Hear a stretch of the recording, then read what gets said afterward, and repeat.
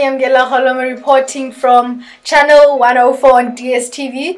We'll be reporting about 3 various places in Cintsa East location. We have Nomatamsanga who will be reporting about Ndutukweni Creche. History of Ndutukweni Creche. There were 38 children from the opening day in July 2011.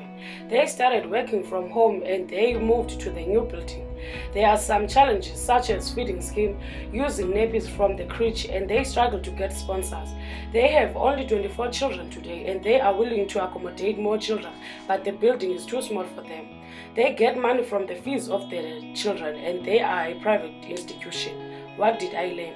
In January 2013, Ndutukweni Creche opened its door to welcome 35 little learners into their new learning environment. Having been drastically run down in unsafe state previously, they bought walls, smooth floors, and a safe environment. This put smiles on the faces of the children. The history of Area 17. This is Area 17. It started in 2003. It was established to accommodate people who lived in the village, but those people were the people who didn't have houses. The establishment of the area caused a lot of overcrowding and corruption. The people who lived in Area 16 were not happy about the new area because it brought up a lot of conflict, because the people who lived there also wanted electricity, water and sanitation. The means of people needing a lot of infrastructure led to people doing illegal electricity connections. The community was affected by this because there was too much corruption, lack of electricity, water and sanitation. Only 85 RDP houses were built and we have 300 to 400 shacks, and this sometimes affects the environment in things like pollution, livestock issues and natural hazards. The people are struggling to move on with their lives because every time they try to do a lot of stuff, but there will be always house break-ins and damage of their furniture due to floods in their shacks. Most people think it's better that the government gives them plots or sites so that they can build their houses by themselves, but at the same time there are also those people who can't afford to build their own houses by themselves. Poverty is one of the causes of corruption in the community. Some people even do drugs to run away from their issues, and some even think it's best if there were a lot of job opportunities. And this causes children to not finish their studies because some say, what's the use of going to school if they have no stationaries?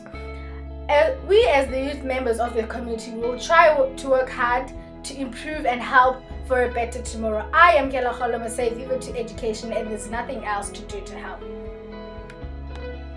Soccer field. I know the soccer field started on 2010, but they stopped working on it because of money problems. For the soccer field, it is not right to play on and they have small stones and some rocks on this field. Some people of Cintsa East, they play on the soccer field, but now they can't play on the soccer field. It's bad feeling because some players want to play soccer, but there is no field to play on, and now they're smoking drugs. It's a bad feeling because the players have to walk to the field in Mary Hills to get some practice, and when they have tournaments, they have to walk up the hill. On the soccer field, there are big rocks and cows. Soccer players of Cintsa East can't play on the soccer field. How many types of sports can the field be used for? How many years will it take to finish the soccer field?